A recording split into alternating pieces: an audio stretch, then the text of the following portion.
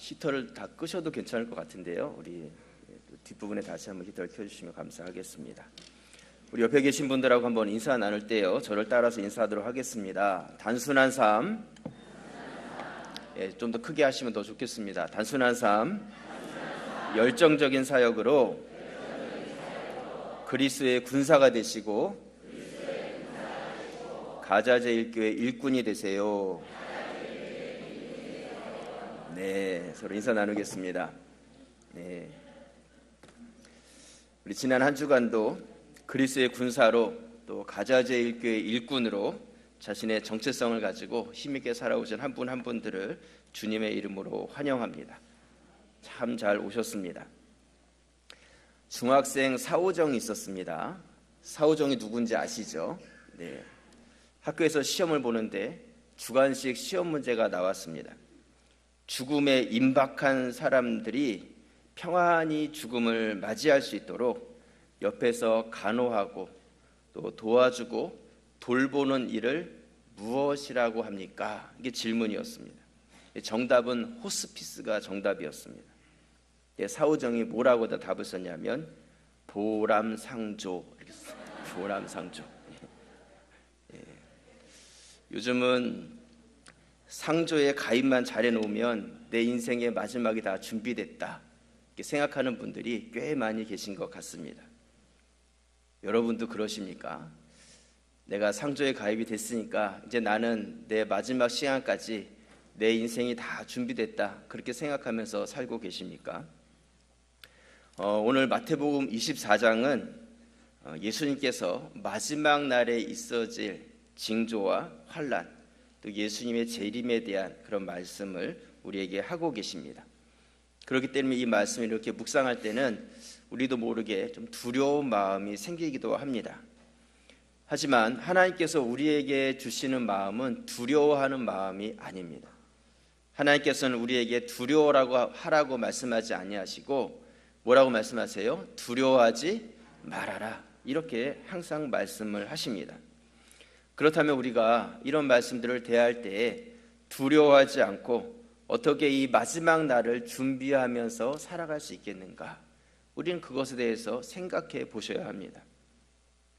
예수님께서 이렇게 마지막 날에 대한 말씀을 해주시는 것은 단지 우리에게 겁을 주기 위해서 이런 말씀을 주시는 것이 아닙니다. 예수님께서 이 말씀을 해주시는 것은 그날이 반드시 임할 것이라는 것을 미리 알고 준비하라는 것이죠. 미리 알려주신 이유는 준비하라는 것입니다. 만약에 준비할 필요가 없다면 예수님께서는 미리 말씀하실 필요도 없다는 것이죠. 하지만 예수님께서는 미리 다 말씀을 해주신 것은 우리의 삶 가운데 그 날을 준비하는 성도가 되셔야 한다는 것입니다. 오늘 광고 드린 대로 4월 10일에 뭐가 있다고 그랬어요? 성경 퀴즈 대회가 있습니다. 매년 저희는 성경 퀴즈 대회를 봄에 하고 있습니다. 한 달이 남았습니다. 미리 말씀드린 이유가 뭐겠어요? 미리 준비하시라고. 순별로 모이셔서 이번에는 어떻게 우리가 전략을 잘 짜서 다른 순보다 더 좋은 성적을 낼 수 있을까? 한번 서로 의견을 나누시기를 바랍니다. 그래서 이번에는 본문도 많이 줄였습니다. 딴 때 반도 안 되는 것 같아요. 사도행전하고 로마서 두 곳만 정했으니까요. 여러분들이 꼭 말씀을 충실하게 여러 번 읽어보시기를 바랍니다. 이번에도 각 순에서 답안지를 하나만 작성하시면 됩니다. 그러니까 너무 부담 갖지 않으셔도 되고요. 또 중간중간에 손을 들고 맞추는 문제들도 있습니다. 예년하고 그렇게 다르지 않습니다. 또 성경 퀴즈 대회를 하다 보니까 몰래 뒤에서 이렇게 성경 보시는 분들이 계세요. 그런 분들을 위해서 이번에는 아예 성경을 펴놓고 문제를 푸시면 됩니다. 죄 지실 필요도 없어요. 스마트폰은 안 됩니다.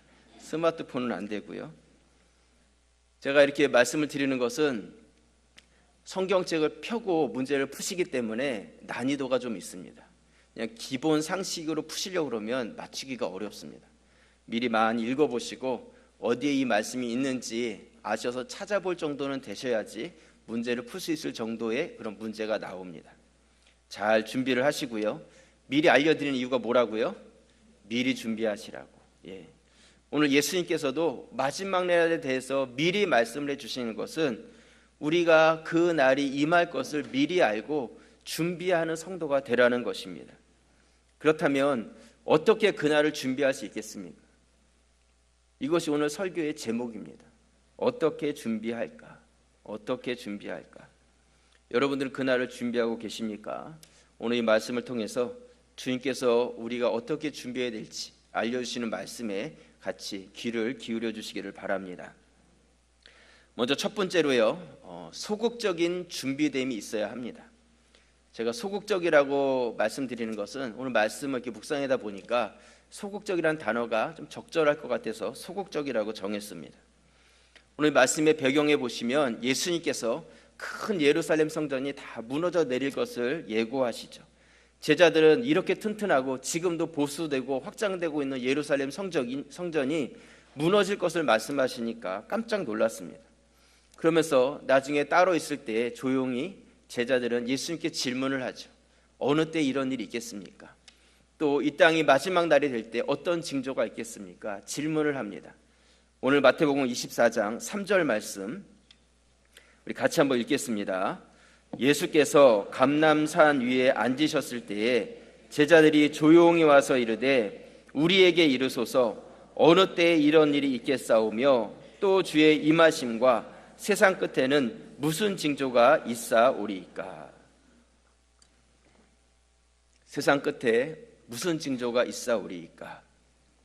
예수님께서는 이 질문에 대해서 마지막 때의 징조에 대해서 아주 자세하게 구체적으로 말씀을 해주십니다.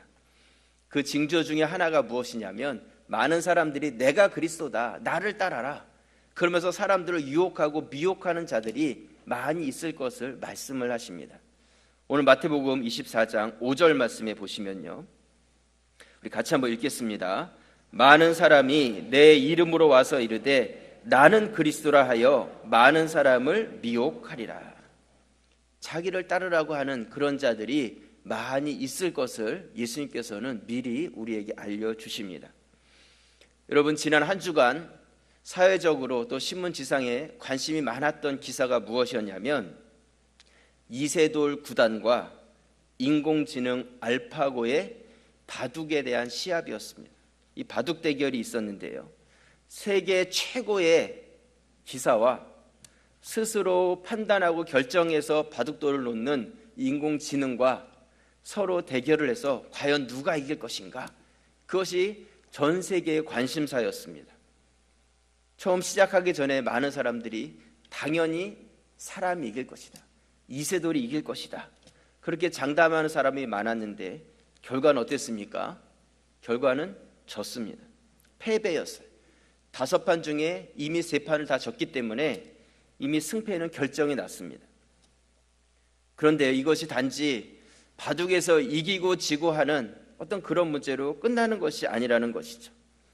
이것이 굉장히 심각하면서도 중요한 것은 무엇이냐면 지금까지 우리 인간들은 어떤 생각을 가지고 있었냐면 우리 인간이 이 지능적으로 이 땅의 모든 동물들보다 가장 뛰어나다, 이런 생각을 가지고 있었습니다. 가장 최고라는 거예요. 힘에서는 우리보다 더 힘이 센 동물이 있고 우리는 날 수 없고 또한 우리보다 더 헤엄 잘 치고 더 잘 달리는 그런 동물들이 있을지 모르지만 이 지능적인 면에서는 인간을 따라올 수 있는 그러한 것이 이 땅에 존재하지 않는다, 그런 생각을 가지고 인간 스스로 우리는 고등동물이다, 그렇게 표현을 했다는 것이죠. 그런데 지난 주간에 인간이 가지고 있는 지능을 뛰어넘는 지능이 이 땅 가운데 존재하다는 것이 증명이 된 것입니다.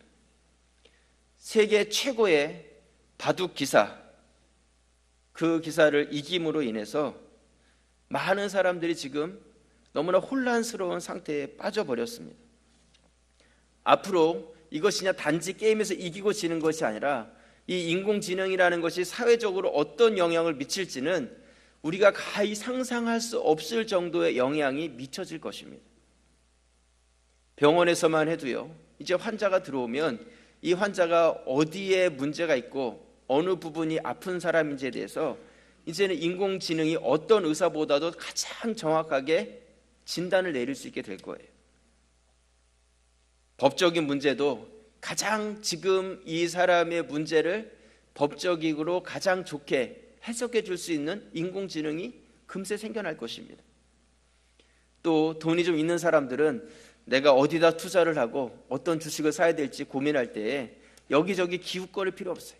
인공지능에 가서 물어보면 지금 어디 가서 뭘 해야 되는지를 가장 적절하게 투자 상담을 해줄 수 있게 될 것입니다.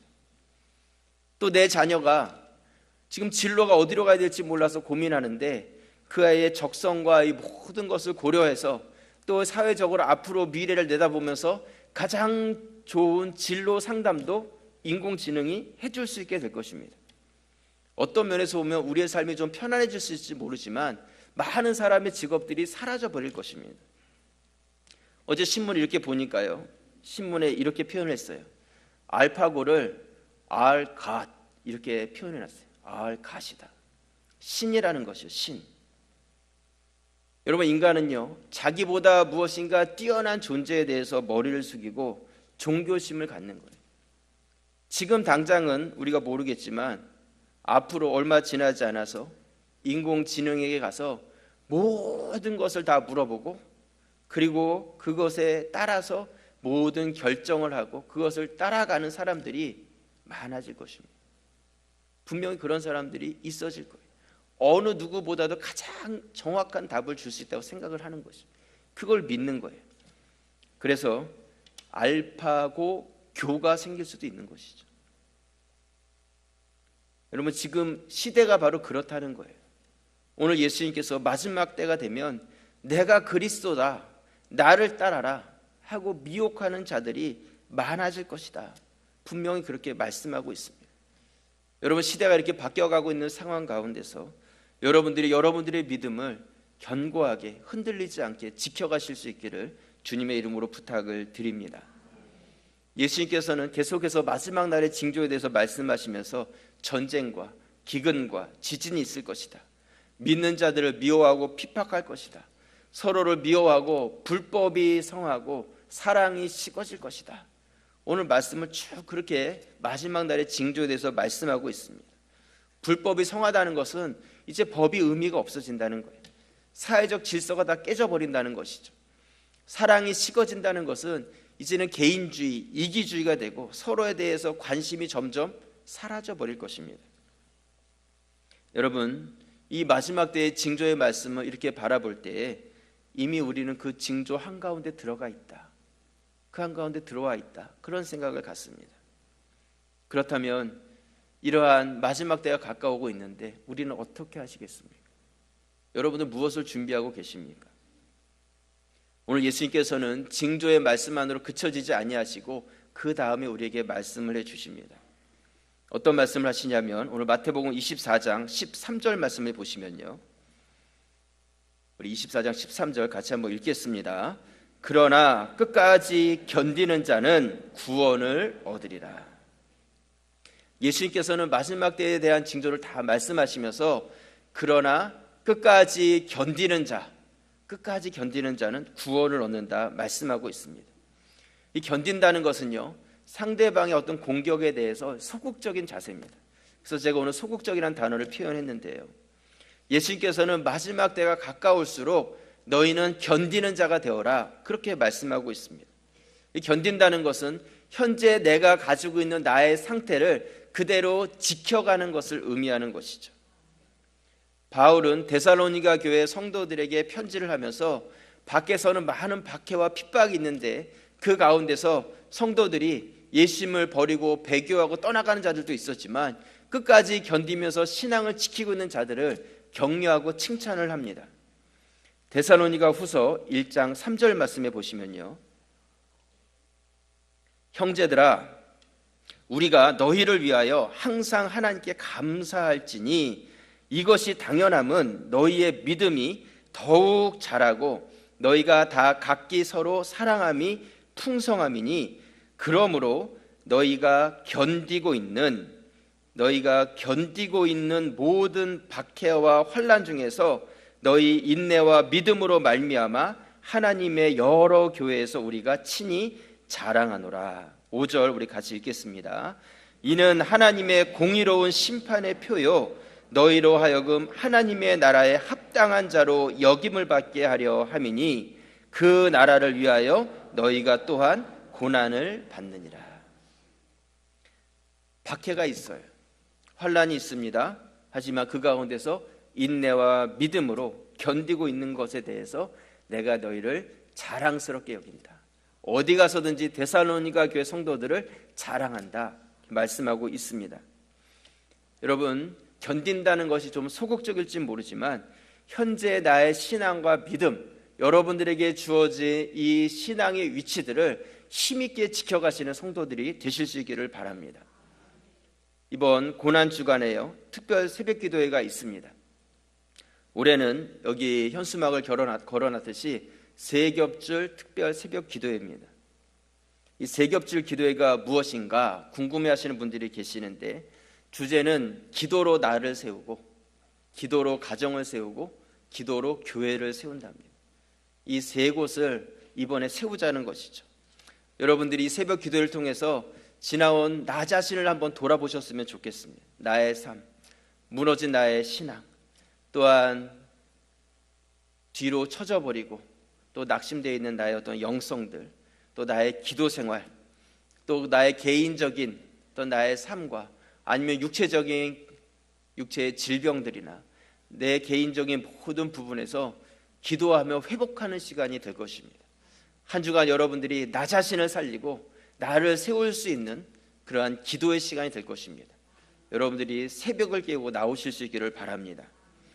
또 가정에 부부의 어떤 깨어졌던 관계라든지 자녀와의 어려움이라든지 말 못하는 가정의 기도 제목이라든지 이 모든 것들을 주님께 나와서 가정을 회복하고 가정을 세우는 기도의 시간이 될 것입니다. 여러분들이 가정의 기도 제목들을 붙잡고 또한 나와서 기도하시고 또 교회의 비전을 다시 한번 새롭게 하고 교회에게 주어진 하나님의 사역, 예배, 훈련, 전도, 영혼들, 우리가 그것을 붙잡고 다시 한번 이 무너졌던 모든 것들을 새롭게 세워가는 이 새벽 기도의 시간이 될 것입니다. 여러분들이 이 한 주간 집중해서 나와서 기도하고 또한 기도의 불씨를 우리 교회 가운데 힘있게 붙여가는 그런 기회의 시간이 되실 수 있기를 바랍니다. 그래서 세겹줄입니다. 전도서 4장 12절 말씀에 보시면요, 우리 같이 한번 읽겠습니다. 한 사람이면 패하겠거니와 두 사람이면 맞설 수 있나니 세겹줄은 쉽게 끊어지지 아니하느니라. 혼자서는 이길 수 없어요. 두 사람은 맞설 수 있을지 모르지만 세겹줄은 쉽게 끊어지지 않아요. 맞서 싸울 수 있고 이길 수 있다는 것이죠. 마태복음 18장 20절 말씀에 보시면요, 우리 같이 한번 마태복음 18장 20절 읽겠습니다.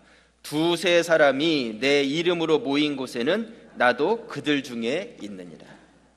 하나님의 약속이에요. 두세 사람이 모여서 합심하여 기도할 때 거기 누가 계신다고요?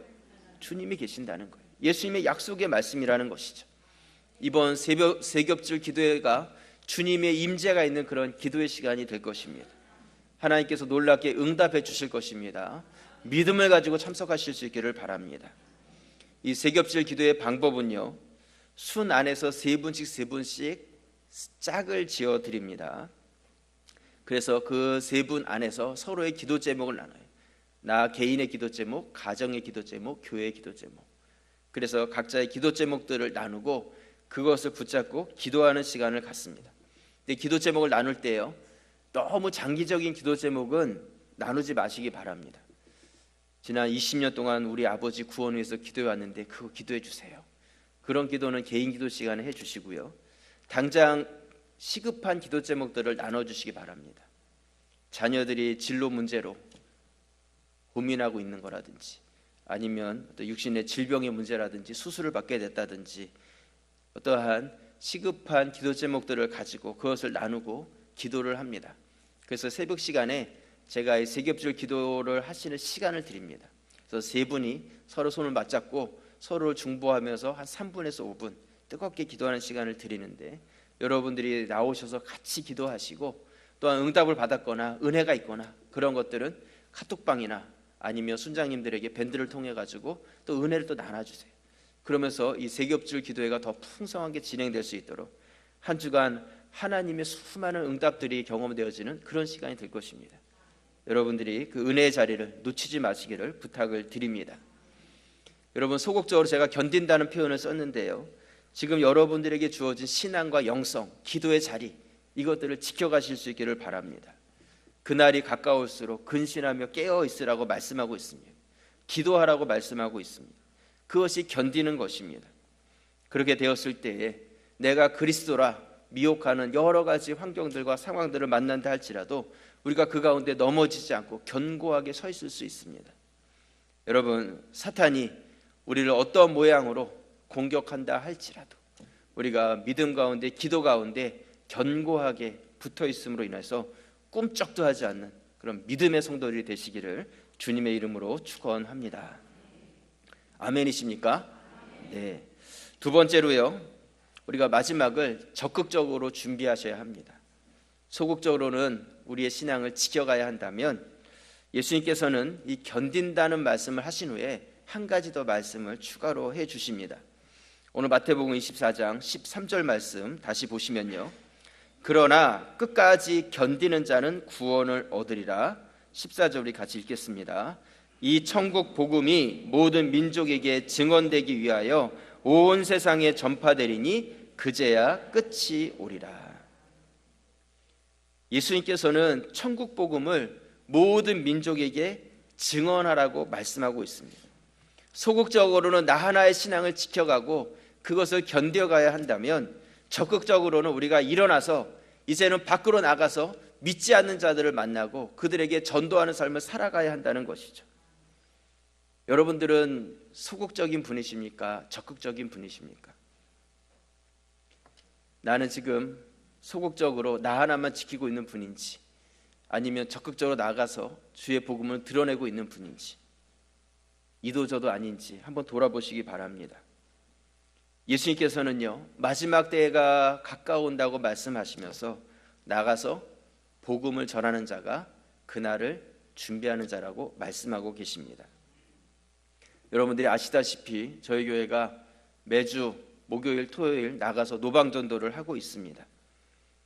그리고 오늘 광고 드린 대로 이제는 순별로 순모임 시간에 매주 2순씩 주일마다 나가서 이 지역에 있는 영혼들을 만나려고 합니다. 전도를 하려고 합니다. 전도위원회 전도부 중심으로 모든 준비를 다 해놓으셨어요. 그냥 여러분들이 전도용품을 가지고만 나가시면 돼요. 만나는 분들에게 반갑게 인사해 주세요. 그래서 이 가자제일교회 성도들이 지나간 자리는 좀 깨끗하고 웃음과 기쁨 있는 자리가 되었으면 좋겠습니다. 우리가 쓰레기 봉투, 집게 이런 거 들고 청소를 할 거거든요. 그래서 이 지역에 있는 분이 골목길을 탁 지나가면서 쓰레기를 줍고 가니까 얼마나 깨끗해지겠어요. 그리고 성도님들이 만나는 분들마다 반갑게 인사하시고 또 복음을 드러내시고, 그럴 때 그 골목길이 밝아지는 것이죠. 가자제일교회 성도들이 지나간 자리는 너무 아름답다, 이런 소문이 나셔야 합니다. 그래서 전도하시는 분들은요, 전도하시면서 절대 싸우지 마세요. 가자제일교회 성도들 보니까 저기 싸우면서 지나가더라, 이러면 안 됩니다. 그리고 심각한 얘기도 전도할 때는 하지 마세요. 전도할 때는 심각한 얘기 그런 거 하지 마시고 좋고 기쁘고 밝은 이야기를 많이 하시기 바랍니다. 혹시 뭐 싸울 일이라 심각한 이야기를 하실 일이 생기면 웃으면서 하세요. 그래서 멀리서 볼 때는 전혀 싸우는 것 같지 않게 웃으면서 이렇게 하셔야 됩니다. 나는 뭐 다리가 아프고 잘 못 갈 것 같은데 그런 분들도 계실 수 있습니다. 네, 요즘 이렇게 보니까요, 이렇게 뜨개질로 그 수세미 이런 거 잘 뜨시더라고요. 참 저 볼 때마다 참 기술이 대단하시다, 그런 생각을 갖는데요. 여러분들이 전도 용품을 만들어 주셔도 좋습니다. 나는 못 가니까 이 뜨개질이라도 해서 이 수세미라도 여러분들이 전도위원회에 가져다 주시면 만나는 분들, 복음에 대해서 관심 있는 분들, 우리가 이게 전도 선물 이렇게 드리는데 직접 교회에서 마련한 것입니다 하면서 선물로 드릴 수도 있겠죠. 직접 나가시든지 나가지 못하시든지 교회 모든 성도들이 마음을 같이 하는 것이 중요합니다. 마음을 같이 하셔야 돼요. 우리가 어떤 일을 하느냐가 중요한 것이 아니라 온 교회 모든 성도들이 같이 동참하는 것이 중요합니다. 여러분, 전도는요, 주님의 명령이고 우리에게 주어진 사명입니다. 하나님께서 우리에게 그것을 말씀해 주셨다는 것이죠. 여러분들 지금 이 순간에도 주님께서 무엇을 원하실까를, 주님의 뜻이 무엇일까를 같이 고민해 주세요. 담임 목사만 아니면 당회원들만 고민하는 것이 아니라 온 교회 모든 성도들이 같이 고민하셔야 돼요. 예수 그리스도는 교회의 머리시고 여러분 우리 모두는 다 그 몸에 붙어있는 지체들이라는 것이죠. 그렇기 때문에 우리는 어떤 사람의 뜻이 중요한 것이 아니라 머리 대신 그리스도의 뜻이 무엇인지를 우리가 묻고 그분 안에서 같은 결정을 해갈 때 우리는 통일된 일을 해갈 수 있는 것입니다. 여러분 손이 가서 무슨 일을 하게 되면 손만 가서 할 수 있겠어요? 손이 가면 온몸이 다 같이 가는 것입니다. 손이 가서 영광을 얻으면 손만 영광을 얻는 것이 아니라 온몸이 같이 영광을 얻는 것이죠. 이것이 바로 교회가 가지고 있는 놀라운 비밀이라는 것입니다. 누가 하고 누가 안 하고가 아니라 다 같이 마음을 합해서 함께 이 일에 열심을 내주시길 바랍니다. 주님께서 미리 마지막 날을 알려주신 것은 우리가 이 땅 가운데에서 이 사명의 삶을 살라고 알려주신 것입니다. 또 한 가지 전도에 대해서 말씀드리고 싶은 것은요, 저희 교회가 이 다음 세대에 대해서 관심이 참 많습니다. 그래서 지금까지 우리 자녀들 전도, 또 자녀들 교육을 위해서 많은 신경을 써왔습니다. 교육관 한 계층을 다 리모델링하기도 했고요. 또 교회 학교가 어떻게 하면 더 전도가 되고 자녀들에게 더 효과적인 교육을 할 수 있을까 고민하면서 여러 가지 변화들도 만들어보고 또 교역자들도 최대한 세워서 그 일들을 맡겨서 지금까지 해왔습니다. 그래서 이 지역에서 그래도 우리 교회 학교가 자랑할 만한 그러한 사역과 역할들을 감당하고 있습니다. 앞으로도 우리 교회 학교가 그렇게 다음 세대를 위해서 관심 갖고 발전해 갈 것입니다. 그러면서도요, 우리가 전도해야 될 중요한 부분들이 있는데 각 연령대의 전도가 필요하다는 것이죠. 특별히 연세가 많으신 어르신들을 위한 전도가 필요합니다. 여러분 어르신들은요, 이제 주님을 만날 날이 점점 가까우신 분들이세요. 근데 아직도 주님을 알지 못하고 그날이 준비되지 않은 분들이 많이 계시다는 것이죠. 그분들이 돌아가시기 전에 예수 믿고 하나님의 자녀, 하나님의 백성의 확신을 갖고 돌아가실 수 있도록 우리가 섬겨드려야 한다는 것입니다. 여러분 이 한국은요, 이제 곧 지나지 않아서 인구 절벽을 경험하게 될 것입니다. 이거는 그냥 바뀔 수 없는 사실이에요. 애를 낳았는데 날 때부터 20살짜리를 낳을 수는 없잖아요. 이제는 그냥 어쩔 수 없이 아이들이 점점 줄어들고 있고 이 줄어드는 것이 급격해서 절벽을 이루게 된다는 것이죠. 그리고 앞으로는 50대, 60대, 70대, 80대가 점점 사회적으로 많아질 수밖에 없습니다. 그렇다면 당연히 교회도 어르신들을 위해서 관심을 갖고 전도해야 된다는 것이죠. 지금 시대가 100세 시대라고 합니다. 70세이신 분들은 앞으로 30년을 더 사실 거예요. 여러분 그렇다면 70세 되신 분들을 전도해도 교회 가운데 그분들이 30년 동안 교회에서 신앙생활을 해 가실 것입니다. 교회가 어르신들에 대해서 관심을 갖지 않으면 안 돼요. 과거에 초기 선교사님들이 한국 땅에 왔을 때에는 어린아이들이 너무 많으니까 아이들을 전도하고 아이들이 성장하면 교회의 성도가 되고 아이들 통해서 그들의 부모를 전도했는데 이제는 교회가 역으로 연세 많으신 어르신들을 전도하고 그분들을 끝까지 잘 섬김으로 인해서 그분들의 자녀를 전도해야 되는 그런 시대가 왔다는 것이죠. 많은 한국의 큰 교회들이요 경로대학을 했었습니다. 하지만 이만큼 진행해 온 상황 가운데서 경로대학이 전도에 아주 열매가 없진 않았지만 그렇게 효과적이었다 평가되지 않아요. 세상적인 노래와 즐거움과 먹고 즐기는 어떤 그런 것의 프로그램들 아니 세상적인 어떤 교육이나 컴퓨터 강좌 뭐 이런 것이 그들을 변화시키지 못했다는 것이죠. 저희가 4월 중순부터 어르신들을 위한 전도 예배를 기획하고 있습니다. 당회에서 허락이 됐어요. 전도를 한다는데 허락하지 않을 이유가 없습니다. 이 실버 철치에 대해서 이미 한국 교회 250여 개 교회가 교회 안에 실버 철치 예배를 만들었고요. 그리고 성공적인 예배를 드리고 있습니다. 굉장히 효과적으로 어린아이들이 어른들보다 전도하기 쉬운 것처럼 어르신들이 또 전도하기가 그만큼 쉬워요. 시간적인 여유도 있기 때문에. 그래서 개척교회 같은 경우는 한 명도 오지 않아서 그렇게 힘들게 개척을 했는데 매주 40명, 50명씩 어르신들이 와서 예배를 섬기고 계시는 거예요. 얼마나 힘이 나겠습니까? 방법은 이 지역에 노인정, 어르신들 계신 곳에 찾아가서 교회에서 초청 예배가 있으니까 오십시오. 그래서 경로대학하고 다른 점은 철저하게 예배 중심의 예배를 드리는 것입니다.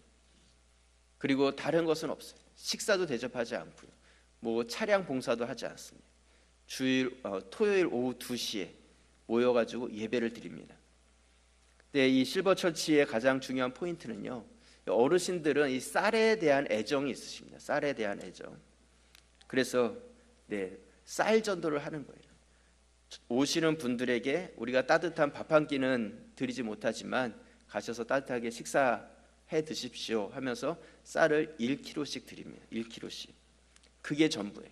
그런데 너무나 많은 어르신들이 그것을 위해서 예배 자리를 찾고, 또한 그 예배 가운데서도 다른 거 다 없고 찬양과 기도와 또한 복음적인 말씀, 예수 그리스도의 십자가, 능력, 그것만을 증거함으로 그 영혼들이 마지막 날을 준비하는 것이죠. 나는 오늘 죽어도 하나님 나라에 갈 수 있다는 신앙의 고백이 생긴다는 것입니다. 다른 거 드리는 것도 없어요.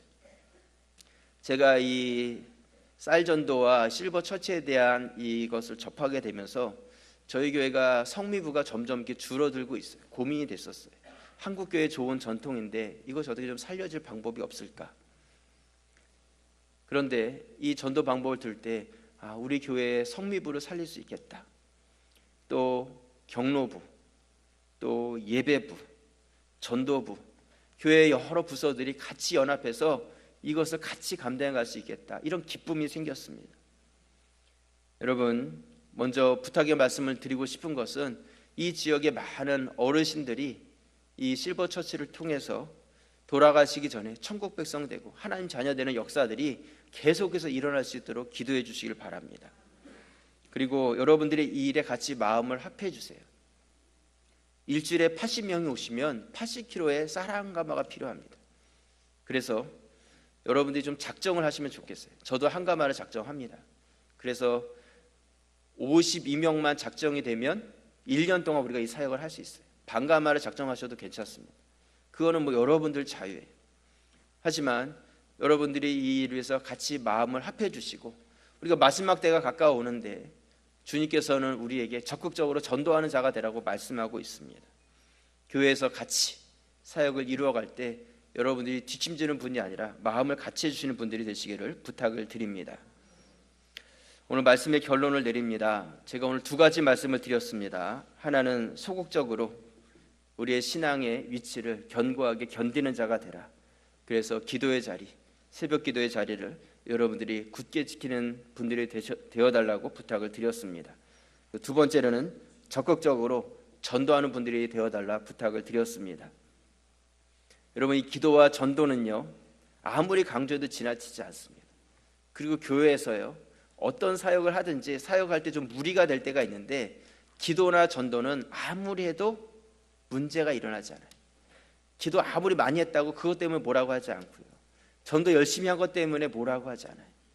여러분, 아무런 무리가 되지 않는다는 것은 그것이 하나님의 뜻이라는 것입니다. 하나님께서 기뻐하시고 하나님께서 원하신다는 것이라는 것이죠. 여러분들, 누구나 인생의 마지막이 있고 예수님께서는 그 마지막 때가 다가오고 있다 말씀해 주시는데, 우리가 하나님께서 기뻐하시는 이 기도와 전도, 나에게 주어진 이 사명을 마지막 날이 가까울수록 그것에 대한 열심과 열정을 가져주시기를 주님의 이름으로 부탁을 드립니다. 기도드리겠습니다. 감사합니다. 하나님,